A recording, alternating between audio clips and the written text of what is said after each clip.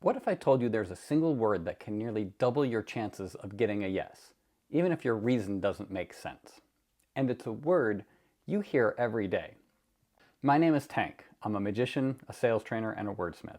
My mission is to help you master words, see through the BS, and bend reality to your advantage. Back in 1978, Ellen Langer did a study in the basement of the Harvard Library. She wanted to see what caused people to comply with requests. It was an in-depth study, and some very interesting things came out of it. And it's all about one word: because. So here's what happened. There was always a line for the photocopy machine.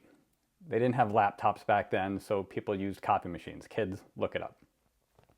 Because there was a line, Langer had students asked to cut in line with a verbal request. They tested 3 different variations of that request. Number 1 was the control, no reason. Excuse me, I have 5 pages. May I use the Xerox machine? Their compliance was about 60% let them cut in. It's not bad. The second one, a real reason with valid justification. Excuse me, I have 5 pages. May I use the Xerox machine because I'm in a rush?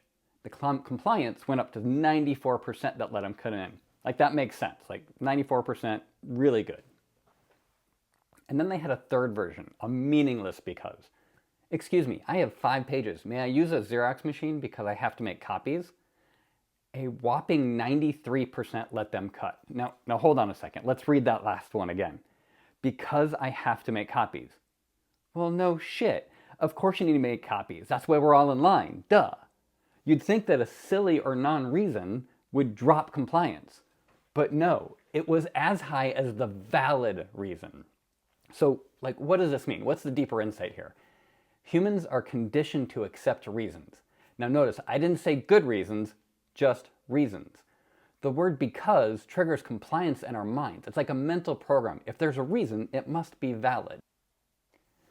And this is one of the roots of why there's so much distrust in our media and government today. They've learned to manipulate words that trigger our brains, and because is one of the strongest.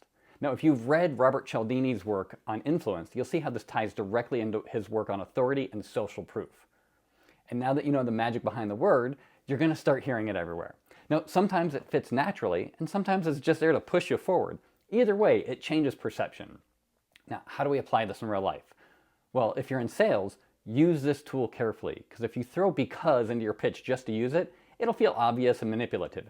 But if you craft your message with care, you can use it to add genuine value and dollars to your bottom line.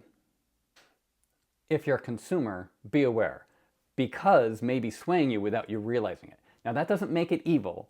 It can help you make good decisions faster, but it's worth noticing when it's being used. So as a magician, how do we use this?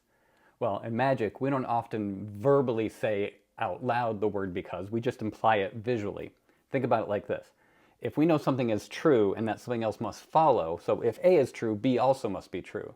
So for example, if you see a brick, you think, well, brick is heavy, therefore it shouldn't float. But if it does float, it becomes magical. And it's actually styrofoam that just looks like a brick. Your brain supplies the because for me. Now that's the deeper secret. It isn't in the trick itself, it's in the reason that you believed it. Sorry, not sorry. Final thought. So now, when you hear the word because, pay attention. It might not mean what you think it means, or at least not for the reason someone gave you. You'll never hear it the same way again, because words are the real magic, and because casts one of the strongest spells out there. Proceed with caution.